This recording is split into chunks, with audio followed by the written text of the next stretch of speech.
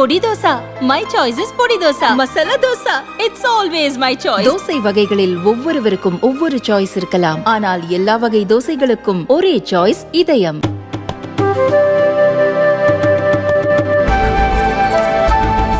தேவையா நீட் என்ற இந்த தலைப்பு ஒரு அற்புதமான அரசியல் வகுப்பாக இன்றைக்கு அனைத்து தமிழ்நாட்டில் உள்ள மிக முக்கியமான அமைப்புகள், கட்சிகள், அரசியல் கட்சி தலைவர்கள் இவர்கள் எல்லோரும் இங்கே வந்து ஒரு அற்புதமான உரையாற்றினார்கள்.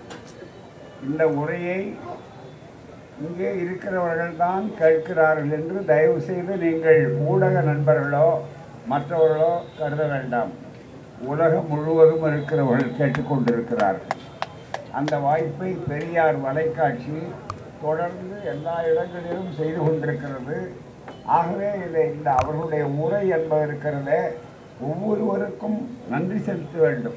அந்த வகையில் இங்கு சிறப்பான இந்த மாணவர்கள், திராவிட மாணவர் கழகம் ஏற்பாடு செய்த இந்த அற்புதமான கூட்டத்தில் கலந்து கொண்டிருக்கக்கூடிய அருமை மருத்துவக் கல்லூரி அமைப்பாளர் தலைவர் செந்தூர் பாண்டியன் அவர்களே, திராவிட மாணவர் கழகத்தினுடைய மாநில செயலாளர் கூட்டத் தலைவர் செந்தூர் பாண்டியன் அவர்களே, வரவேற்புரையாற்றிய நீலன் அவர்களே, மருத்துவக் கல்லூரி மாநில அமைப்பாளர் அவர், முன்னிலை ஏற்றிருக்கக்கூடிய திராவிட மாணவர் கழக மாநில பொறுப்பாளர்கள், அற்புதமான மாணவ செல்வங்கள் தொண்டரம், சங்கமணி, நா ஜீவா, சிவபாரதி, இனியன், மணிமொழி, ராகுல், அறிவுச்சுடர், இளஞ்செழியன், கவிபாரதி, திராவிடர் செல்வன் ஆகிய அருமை தோழர்களே, தொடக்க உரையாற்றிய கவிஞர் கலிப்பூங்குன்றன் அவர்களே, இந்த அற்புதமான ஒரு அரசியல் வகுப்பு தொகுப்புரைகள், மிக விளக்க உரைகள்,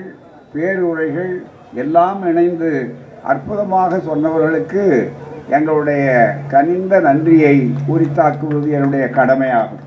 அத்துணை பேரும் வந்து ஊடக நண்பர்களுக்கும் எங்களுடைய நன்றி. இவ்வளவு நீண்ட நேரம் நீங்கள் இவைகளையெல்லாம் பதிவு செய்திருக்கிறீர்கள். எவ்வளவு வெளியே வருகிறது ஏடுகளிலே என்பது வேறு செய்தி. ஆனால் இது ஒரு அற்புதமான ஒரு நல்ல பல்வேறு விளக்கங்கள். ஒரு தலைவர் பேசியதை இன்னொரு தலைவர் மீண்டும் கூறியது கூறல் என்று சொல்லக்கூடிய அளவிற்கு பேசவில்லை. மாறாக ஒவ்வொருவரும் புதிதாக கருத்துக்களை சொன்னார்கள். அதைவிட எனக்கு சகோதரர் முத்தரசன் அவர்கள் உத்தரவே போட்டார்கள். அவருடைய உத்தரவுக்கு நான் கீழ்ப்படிய கடமைப்பட்டிருக்கிறேன், கீழ்ப்படுகிறேன். அதுதான் ஏன்னா உங்களுடைய உத்தரவுக்கு தோழமை கட்சி தலைவர்களுடைய அமைப்புக்கெல்லாம் கீழ்ப்படிய வேண்டியவங்க. நாங்கள் உங்களுக்காவது இடஒதுக்கீட்டை பற்றி அதிகமாக கவலைப்படுறவங்க நான் தான். தேர்தல் நேரத்தில் இடஒதுக்கீட்டை பற்றி உங்களுக்கு பிரச்சனை வரும். ஆனால் எங்களுக்கு தேர்தல் இல்லாத நேரத்திலையும் இடஒதுக்கீட்டை பற்றி எப்போ பார்த்தாலும் கவலைப்பட்டு உங்களுடைய தேர்தல் இடஒதுக்கீடு உள்பட, நாட்டில் இருக்கிற கல்வி உத்தியோக இடஒதுக்கீடு உள்பட அத்தனையும் கவலைப்பட வேண்டிய பொறுப்பில் இருக்கக்கூடிய பணி ஆட்கள் நாங்கள். தொண்டு செய்யக்கூடியவர்கள், வேலைக்காரர்கள் நாங்கள்.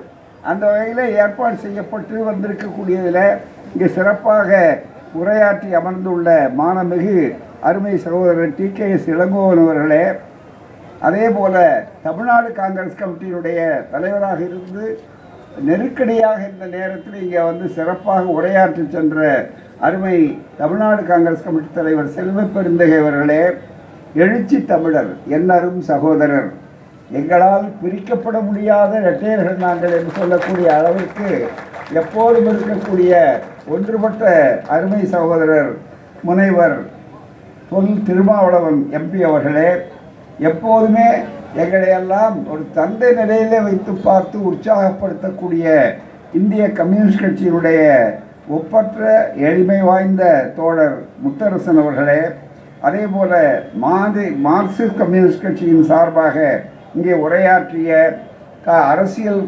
குழுவினுடைய பொறுப்பாளர் அருமை தோழர் ராமகிருஷ்ணன் அவர்களே, மறுமலர்ச்சி திராவிட முன்னேற்ற கழகத்தினுடைய கொள்கை விளக்க அணிச் செயலாளர் அருமை சகோதரர் வந்தியத்தேவன் அவர்களே, அதே போல இந்திய யூனியன் முஸ்லீம் லீக் அமைப்பினுடைய மாநில பொதுச் செயலாளர் KAM முகமது அபுபக்கர் அவர்களே, அதே போல மனிதநேய மக்கள் கட்சியுடைய தலைவரும் சட்டப்பேரவை உறுப்பினருமான அன்பு சகோதரர் எம்.எச். ஜவஹருல்லா, பேராசிரியர் ஜவஹருல்லா அவர்களே, இந்த நிகழ்ச்சியிலே மிக ஆழமாக ஆரம்பம் முதல் கொண்டு இந்த பிரச்சனை தொடங்கிய காலத்திலிருந்து புள்ளி விவரத்தோடு, அரசியல் சட்ட ஞானத்தோடு, மறுப்பு சொல்ல முடியாத வாதங்களை எப்போதும் எல்லா இடங்களிலும் எடுத்து வைத்து வருகின்ற பொதுப்பள்ளிக்கான மாநில மேடையினுடைய பொதுச் செயலாளர் அருமை தோழர் பிரின்ஸ் கஜேந்திரபாபு அவர்களே, நன்றியுரையுள்ள மாணமிகு இளமார்ந்தவர்களே, பல பகுதிகளில் இருந்து வந்திருக்கக்கூடிய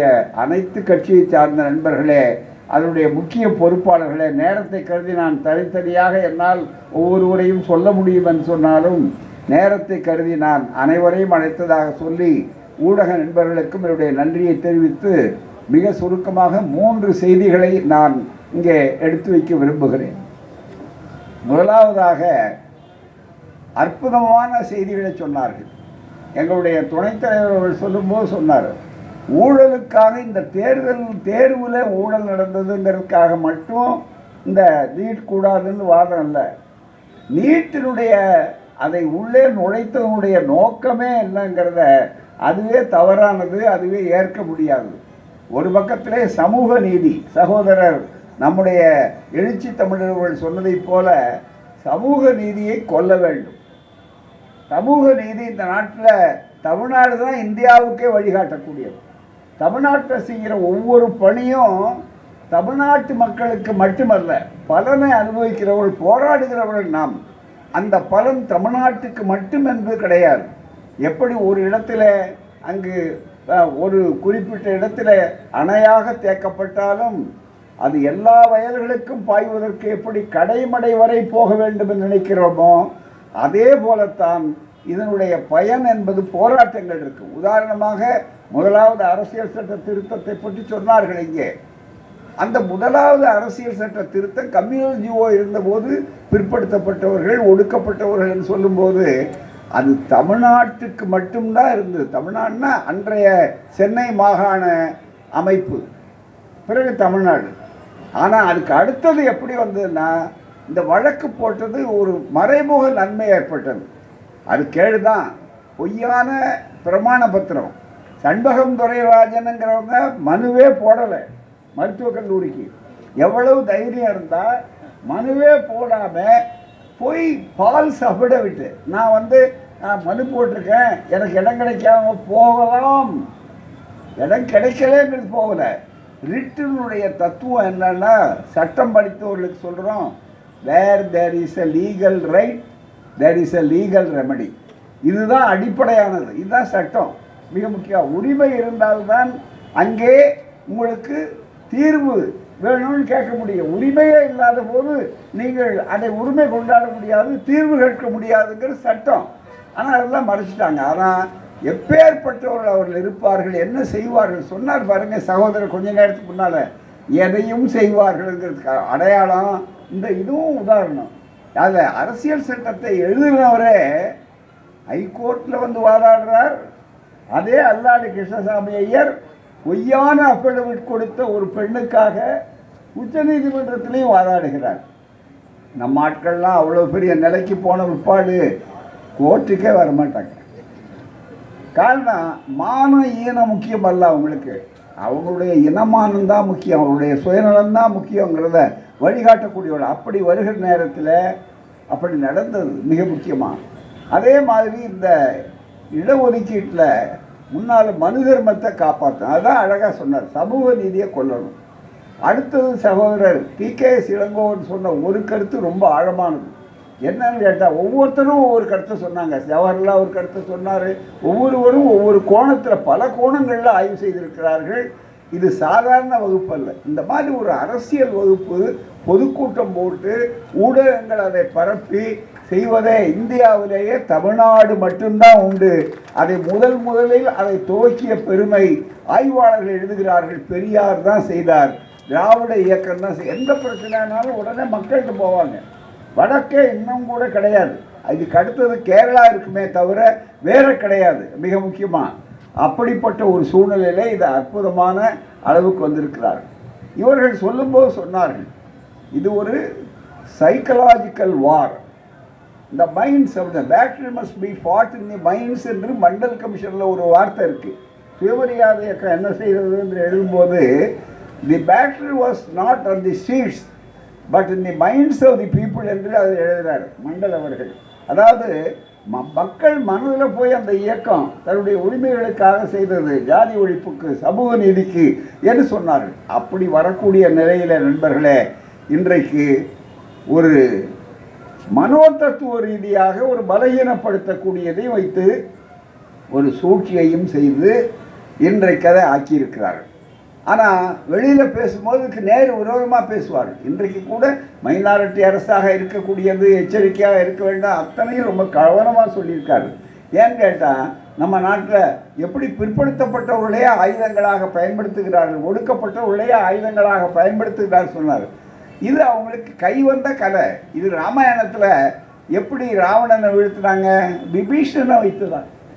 அதே மாதிரி பிரகலாதனுடைய பங்களிப்பு என்ன, ஒவ்வொரு புராணத்துலேயும் புராணம் பொய்யா இருக்கலாம், ஆனால் தத்துவம் ரொம்ப மிக முக்கியம். பெரியார் தான் சொல்லுவார் மிக முக்கியமாக. அதே மாதிரி பாருங்கள், அனுமாருக்கு எந்த இடம் செய்கிறவன் பூரா அனுமார், மீட்டுட்டு வந்தவன் பூரா சிறிய கதைப்படி அனுமார். ஆனால் உட்கார்ந்துருக்கிற இடம் அவனுக்கு எங்கே இடம், இடஒதுக்கீட்டில் எல்லாரும் உட்கார்ந்துருப்பாங்க. பக்கத்தில் அந்த படத்தில் கூட அனுமார் கீழே தான் இருப்பார் மிக முக்கியமாக. ஆகவே தான் நம்ம சமூகத்தில் இன்னமும் அனுமார்களையும் அதே சுக்ரீவன்களையும் விபீஷணர்களையும் பிரகலாதன்களையும் உருவாக்குகிறார்கள். அவர்களை கவனப்படுத்த வேண்டும் என்று சகோதரர் திருமா அவர்கள் சொன்னதற்க ரொம்ப மிக முக்கியமான பாடம். அது சாதாரண இல்லை. அதுக்கு அவன் பொய் சொல்கிறதும் அவனுக்கு சாதாரண விஷயம். மகாபாரதத்தில் பூரா பார்த்தீங்கன்னா கதை பூரா பொய் சொல்கிறது தான் அதனுடைய தத்துவம். வெற்றி பூரா பொய் சொல்கிறது தான். எப்படி கண்ணனை வீழ்த்தினாங்க அப்படின்னா பொய் சொல்லி தான் வீழ்த்தினாங்க, அந்த கதைப்படி. நம்முடைய கதை இல்லை. ஆகவே தான் அது அவர்களுக்கு தத்துவம். அந்த தத்துவத்தை இன்றைக்கு வைத்து விட்டு வெளியே சொல்லும்போது பார்த்திங்கன்னா ஊழல் ரொம்ப பெருகி போச்சுங்க. அந்த ஊழல் இல்லாத ஒரு தத்துவத்தை உருவாக்குறதுக்கு தான் நீட் தேர்வு என்று சொன்னார்கள். ஒன்றே அவர் சொல்கிற நேரம் இல்லாதனால ஒன்றை சொல்லுகிறேன். என்னென்னா நண்பர்களே, இந்த பாருங்க, இன்னைக்கு காலையில் வந்திருக்கிற ஒரு செய்தி, டைம்ஸ் ஆஃப் இந்தியா, நம்ம டைம்ஸ் ஆஃப் இந்தியாவில் வந்திருக்கிற செய்தி, homeopath base ₹16 lakhs for MBBS seats, gets degree in a month. இதாங்க ஊழலை ஒழிக்கிற அரசாங்கம். ஊழலை ஒழிக்கிறதுக்காக தான் 3வது முறை வந்திருக்கார் அவர். ஊழலை ஒழிக்கிறவர் எங்கே தெரியுங்களா? குஜராத்தில். அதுதான் வேடிக்கை. அகமதாபாத். இந்த செய்தி சுருக்கமாக உங்களுக்கு அதை மட்டும் சொல்கிறேன், விளக்க வேண்டியதில்லை. Ahmedabad, even as the uproar over the alleged irregularities of NEET, அதை ஆரம்பிக்கும் போது எப்படின்னு நீட்டை பற்றி ஒரு எங்கே பார்த்தாலும் இப்போ பிரச்சனை, அதில் ஒழுங்கு நல்லா கோளாறு இருக்குது அப்படின்னு சொல்லக்கூடிய அளவுக்கு வந்தாலும் அதில் இருக்கிற இந்த ஆங்கிலம் பெரும்பாலும் தெரிஞ்சவங்க, அதனால் படிக்கிற கேளுங்க. Even as the uproar over the alleged irregularities in NEET for admissions to MBBS courses continues. இப்போ அது பிரச்சனை இருக்குது. A shocking case, அதிர்ச்சி விட்டக்கூடிய வழக்கு. A shocking case, medical education fraud, Times of India, எங்கள் பத்திரிகை இல்லை, fraud has come to Mehsana in North Gujarat. A homeopath paid 16.32 lakh for admission to an MBBS course from a UP university. அதுதான் ரொம்ப புனித கங்கை. அப்போ தேர்வு அது சொல்லும்போது உச்ச நீதிமன்றத்து நீதிபதி சொல்கிறார், நாங்களுக்கு விளக்கலை என்னன்னா புனிதமான தேர்வு. அதுலேருந்து தேர்வில் புனிதமான தேர்வு, இவன் புனிதம்னு சொல்லியே நம்ம அழிச்சுட்டான். இதை தொடாதே, கிட்ட வராதே, புனிதம். அங்கே கோயிலுக்குள்ளே போகாதே, புனிதம். கங்கைக்கு என்ன பேர் வச்சான்னா ஹோலி கேஞ்சஸ், புனித கங்கை. புனித கங்கைக்கு தான் 30,000 கோடி செலவு பண்ணி சுத்தப்படுத்துகிறான். அதோட புனித கங்கை எப்போ ஏன் சுத்தப்படுத்தணும்? மிக முக்கியமாக 30,000 கோடி செலவு பண்ணால் அது பிரயோஜனம் இல்லைன்னு முடிவு பண்ணிட்டான். இனிமேல் செலவே பண்ணக்கூடாது. அதுதான் ஆனால் மற்ற ஊர் நம்ம இதெல்லாம் மற்ற தண்ணி மட்டும்தான் வரும். நம்ம காவிரியில், காவிரி பிரணையில், மற்ற இதில் பெண்ணாறில் தண்ணி மட்டும்தான் வரும். அந்த புனித கங்கையை பார்த்திங்கன்னா புணமும் சேர்ந்து வரும், நிறைய வரும். அதுதான் மிக முக்கியம். அதுதான் புனிதம். இப்படியெல்லாம் புனிதம் புனிதம். இப்பவும் பாருங்க, அங்கே மேலே போய் உட்காந்துக்கிட்டு எழுதும்போது புனித பாருங்க. அந்த தேர்வில் என்னையா புனிதம் இருக்குது? பிற கேட்குறான், ஜெயிக்கிறான், தோக்குறான், இதுதான் மிக முக்கியம். இப்படி ஏமாத்துறாங்க ஒவ்வொரு இடத்துலையுங்கிறது பெரியார் கண்ணாடி போட்டு பார்த்தாதான் அது தெளிவாக தெரியும். அந்த அடிப்படையில் MBBS course from my UP university and received is degree and certificate within a month, making full payment without attending a single class or taking any exam. ஒரு பரீட்சை கிடையாது, ஒரு நாள் போய் உள்ளே உட்காரல, எதுவுமே இல்லை. 16.32 லட்சம் 32,000 14,32,000 கொடுத்த உடனே அவருக்கு MBBS டிகிரி. அதுக்கு என்ன தெரியுங்களா? படிப்பு புதுசாக அதுக்கு வச்சுருக்காங்கன்னா all India alternative medical council. அதாவது ஆல் இண்டியா மெடிக்கல் கவுன்சில் எவ்வளோலாம் தரத்தை பாதுகாக்கிறவங்க. தயவு செய்து எண்ணி பாருங்கள் எவ்வளவு மோசடியை நம்ம மீது திணித்து நம் பிள்ளைகள் மேலே வந்துட்டு இருக்கிறாங்க. இன்றைக்கி அமெரிக்காவில் இருக்கிறதெல்லாம் எடுத்து சொன்னார்கள் பூராமே. அவ்வளவு தூரம் போக வேண்டாம். இன்றைக்கி குடியரசுத் தலைவருக்கு மருத்துவர் இருப்பாங்க, பிரதமர் மோடிக்கு மருத்துவர் இருப்பாங்க, பூரா தனியாக இருக்குது, வெளியில் தெரியல என்றாலும். ஆனால் அவங்கெல்லாம் என்ன நீட் தேர்வு பாஸ் பண்ணவங்களா? நீட் தேர்வு பாஸ் பண்ணவங்கள தான் நாங்கள் மருத்துவராக வச்சுருக்கோன்னு நீங்கள் யாராவது சொல்ல முடியுமா? அதாவது தகுதி திறமை என்று பேசிக்கொண்டிருக்கிற சூழ்நிலையில். எனவே இவ்வளவு பெரிய கொடுமைகள் இருக்கின்றன. ஆகவே முதல்ல மனோதத்துவ ரீதியாக சமூக நீதியை கொல்லுவதற்காக இந்திய அரசியல் சட்டத்தில் பாபா சாஹேப் புரட்சியாளர் அம்பேத்கர் அவர் எடுத்த உடனே நீ ஜஸ்டிஸ் முதல் வார்த்தை அந்த அரசியல் சட்டத்தில். இது முகப்புறையில் justice social, economic and political. அரசியல் கூட கடைசியாக தான் வச்சுருக்காரு. எக்கனாமிக் பொருளாதாரம் ரெண்டாவது, முதல்ல வச்சு சோஷியல் ஜஸ்டிஸ். அதை அழிக்கணுங்கிறதுக்காகத்தான் இந்த முறை. அன்றைக்கு சமஸ்கிருதம் சொன்னார்கள் இங்கே, இன்றைக்கு நீட், அவ்வளோதான். அன்றைக்கி சமஸ்கிருதம் படிக்கணும்னாங்க, இன்றைக்கி நீட் தேர்வு. வேறு முறை மாறி இருக்கே தவிர நமக்கு வலை வைத்திருக்கிறார்கள் என்பது முக்கியம். இந்த சூழ்நிலையில் ரெண்டு தான். அது மட்டுமல்ல, ஒன்று இன்னொரு கோணத்தில் ரொம்ப மிக முக்கியம். நான் நண்பர்கள் சொன்னாங்க, ஐயா சொன்னார், அரசியல் சட்ட ரீதியாக ஒரே ஒரு கருத்து சொல்கிறேன். ஏன்னா அடுத்த கட்டம் இருக்க பல முனை தாக்குதல் செய்ய வேண்டும். இது சாதாரணமாக விட போகிறதில்ல. நீட் தேர்வு ஒழிகின்ற வரையில் இந்த அணி இருக்க, இது தொடர்ந்து தெருமுனை சந்து பொந்து எல்லாம் பேசிக்கொண்டிருப்போம். இது இப்போ நல்ல வாய்ப்பாக என்னாச்சுன்னா, முதல்ல துவங்கும் போது 8 ஆண்டுகளுக்கு முன்னால் யார் யாரெல்லாம் நாங்கள் தொடங்கணும். இன்றைக்கி பெரியார் தெருவில் எடுத்து சொன்னாங்க. இன்றைக்கி தமிழ்நாடு மட்டும்தானே கேட்குதுன்னு கேட்டாங்க.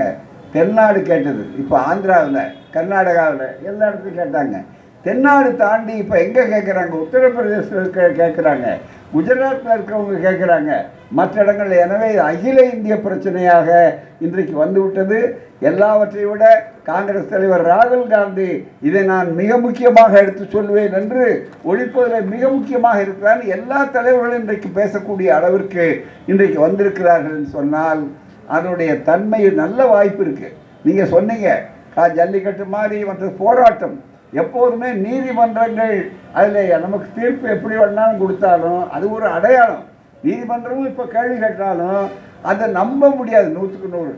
ஆனால் இறுதியாக நாம் நம்ப வேண்டியது மக்கள் மன்றத்தை தான். எனவே நீதிமன்றம் நமக்கு வாய்ப்பாக இருந்தால் சரி, ஆனால் வாய்ப்பாக இல்லை என்றாலும் மக்கள் மன்றம் தான் இறுதியில் முடிவு செய்யக்கூடியது. ஆகவே இந்த மக்கள் மன்றத்துக்கு நாம் போய் ஆகணும். அப்போ வரும்போது பல செய்திகளை பிரச்சாரம் செய்யும்போது இந்த நீட் தேர்வினுடைய மிக முக்கியமான ஒரு அம்சம் என்னன்னா, சமூக நீதியை கொல்வது மட்டுமல்ல, ஜஸ்டிஸ், எக்கனாமிக் என்று வருது பாருங்க. அடுத்த 3 வார்த்தை சொன்னார் பாருங்க அந்த முகப்புறையில். சோஷியல், சமூக நீதி. எக்கனாமிக்னு வரும்போது நண்பர்கள் இங்கே சொன்னாங்க, நீங்கள் பெரும் பெரும் கார்பரேட்டுக்கிட்ட பணம் கொடுத்து வர்றவன் ஜெயிக்கிறான். அப்போ ஏழை எளியவர்கள் சகோதரர்களுக்கு சொன்ன மாதிரி ஏழை எளியவர்களுடைய பிள்ளைகள் வர முடியல. அவங்க பணம் கொடுத்து வர முடியல. பணம் கொடுக்குறவன் இன்றைக்கி கூட மிகப்பெரிய அளவுக்கு பணத்தை எடுத்திருக்கிறாங்க, செக் எடுத்திருக்கிறாங்க. மிகப்பெரிய அளவு 2,63,00,000 நேரடியாகவே கைப்பற்றியிருக்கிறாங்க. இது அத்தனையும் ஊழல்கள் ஒரு பக்கத்தில் இருக்குது. இதை எல்லாவற்றையும் பார்த்து கொண்டிருக்கிறோம். அதை தாண்டி அடுத்தது 3வது பொலிட்டிக்கல் ஜஸ்டிஸ்.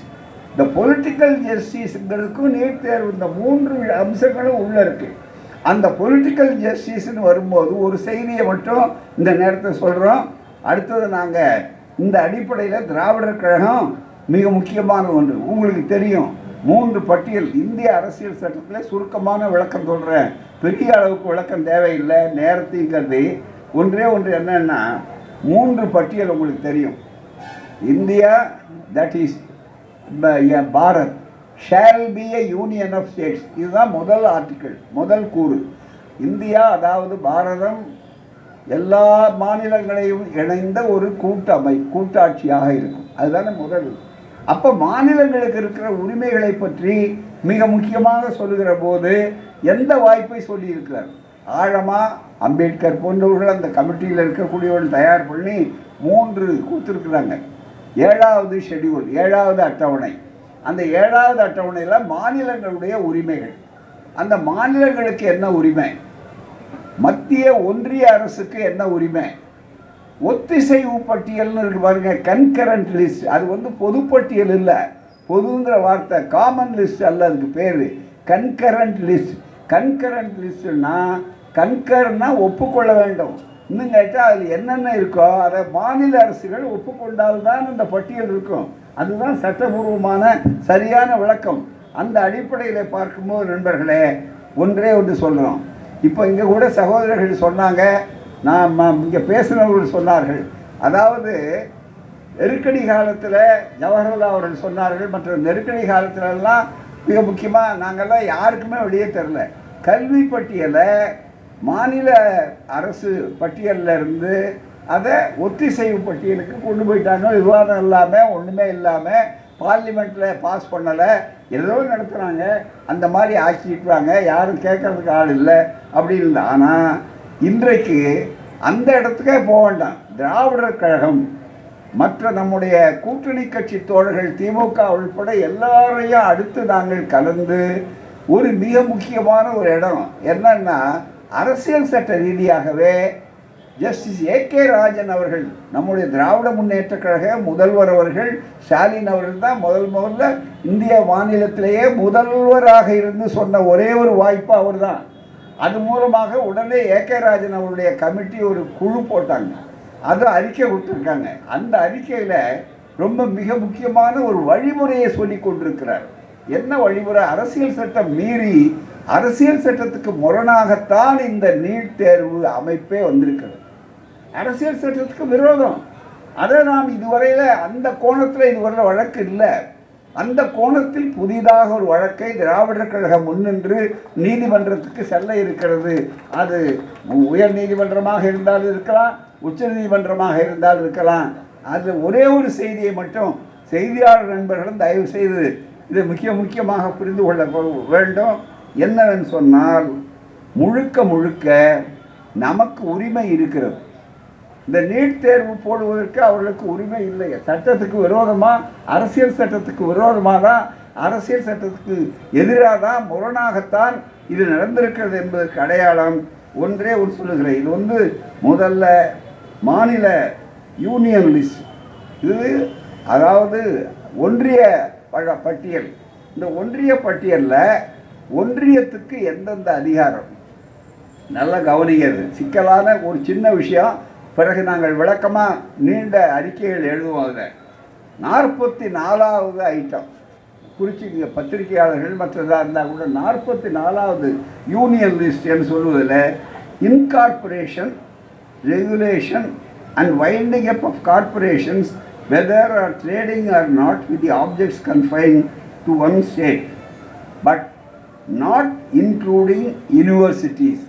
பல்கலைக்கழகங்களை தவிர மீதி இடத்துல ஒழுங்கு பண்ணலாம், சரிப்படுத்தலாம் அப்படிங்கிறதுக்கு 44வது ஐட்டமாக யூனியன் ஒன்றிய அரசாங்கத்தில் இருக்குது. அதாவது இப்போ மறுபடியும் நீங்கள் படிக்க வேண்டுமானா மீதி நீளமாக படித்தா கொஞ்சம் சட்ட விளக்கங்கள் இருக்கும், கோர்ஸ் மாதிரி போகலை, எளிமையாக புரியறதுக்காக சொல்கிறேன். Incorporation, regulation and but not including universities. பல்கலைக்கழகங்களில் கை வைக்கக்கூடிய, பல்கலைக்கழகங்களுடைய உரிமைகளில் கை வைக்கக்கூடிய அதிகாரம் ஒன்றிய அரசுக்கு கிடையாது. தேர்வு நடத்துவது, மெடிக்கல் காலேஜுக்கு தேர்வு நடத்துவது யார் என்று சொன்னால் அந்த உரிமை பல்கலைக்கழகங்களுக்கு மட்டும்தான். தமிழ்நாட்டில் எம்ஜிஆர் மெடிக்கல் யூனிவர்சிட்டின்னு சொல்லக்கூடிய அதற்கு மட்டும்தான் அந்த உரிமை உண்டு. அதுதான் அந்த எந்த மற்ற இடங்கள் இருந்தாலும் அங்கே தான் மிக முக்கியம். எனவே பல்கலைக்கழகத்தினுடைய உரிமை இது ஒன்றிய பட்டியலிலே இருந்து முதல்ல 44வது ஐட்டம். மாநில பட்டியல்னு பின்னால் இருக்கு பாருங்க.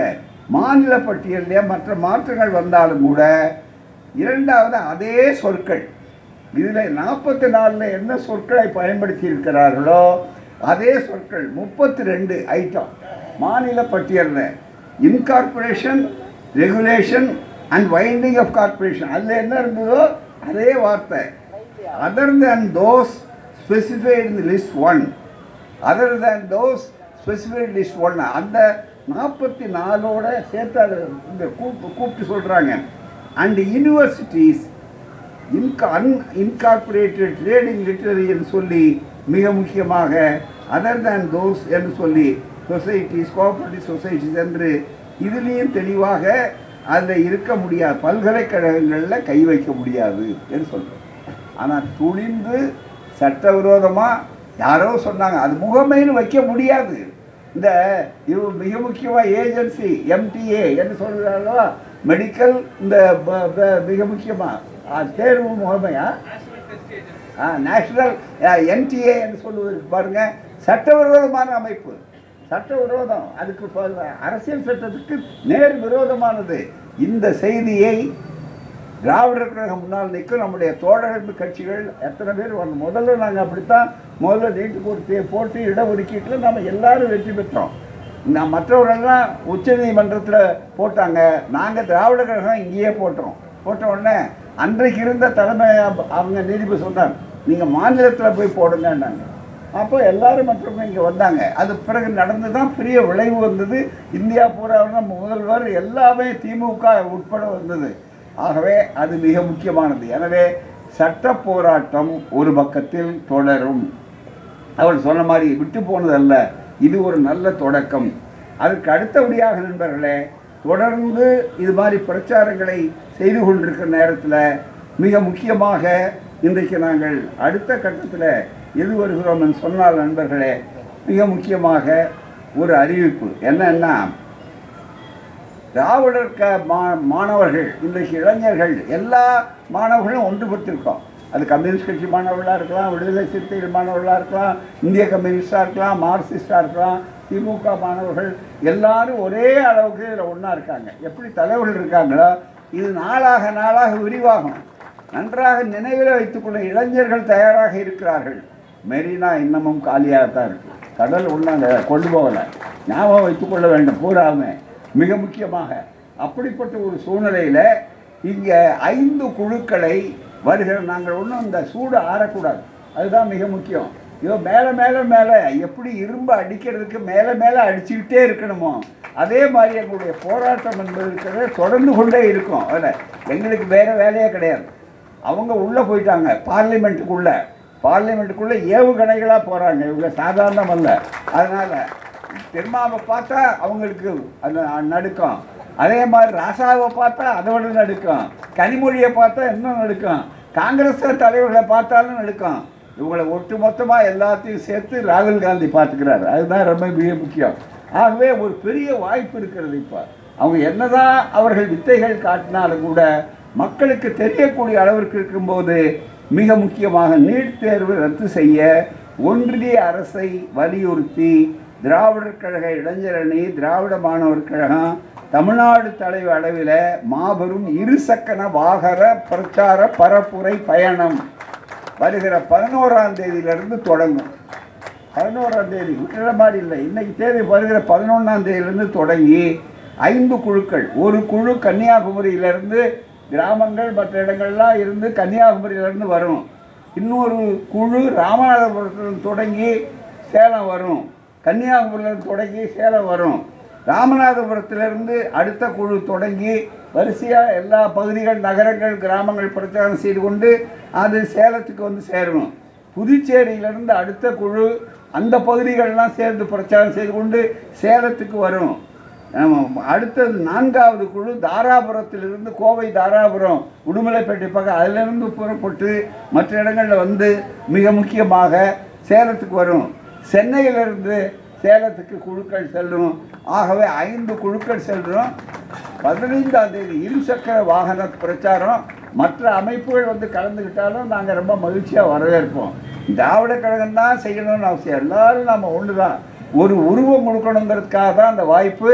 ஆகவே கட்டுப்பாடாக, யாருக்கும் தொல்லை இல்லாமல், பொது சொத்துக்கு நாசம் இல்லாமல், பொது ஒழுங்குக்கு, பொது அமைதிக்கு கேடு இல்லாமல் அறவழிப்பட்ட முறையில் பிரச்சாரம், இந்த துண்டு வெளியீடுகள், வீட்டுக்கு வீடு, கடைக்கு கடை, இது அத்தனையும் பிரச்சாரம் செய்து கொண்டு போவோம். ஜூலை 15 கல்வி வள்ளல் காமராசர் அவர்களுடைய அந்த பிறந்த நாள் அன்றைக்கு எல்லா அமைப்புகளும் சேர்ந்து, இதே மாதிரி எல்லா தலைவர்களில் யார் யாருக்கு வாய்ப்பு இருக்கிறதோ அவர்கள் எத்தனையும் சேர்ந்து சேலம் செயலாற்றும் காலம் என்று சொன்னார் அண்ணா அவர்கள். அது மாதிரி அங்கே சேலத்தில் சேருவோம். அங்கே நாங்கள் எல்லாரும் சேர்ந்துக்குவோம். மீதி இடத்துலலாம் அவரவர்கள் எங்கெங்கே வாய்ப்பு இருக்கிறதோ தலைவர்களையும் கேட்டுக்கொள்கிறேன். அந்தந்த அமைப்புகள் சார்பாக நீங்கள் எல்லோரும் உங்களுடைய பேராதரவு தேவை, பெற்றோர்களுடைய பேராதரவு தேவை, ஊடகத்தினுடைய பேராதரவு தேவை. எனவே இந்த தேவை என்பது எங்களுக்காக அல்ல, உங்களுக்காக, வருங்கால சந்ததிக்காக. நிகழ்கால நம்ம சமூக நீதி இல்லையானால் சமூக நீதி எங்கோ போய்விடும்.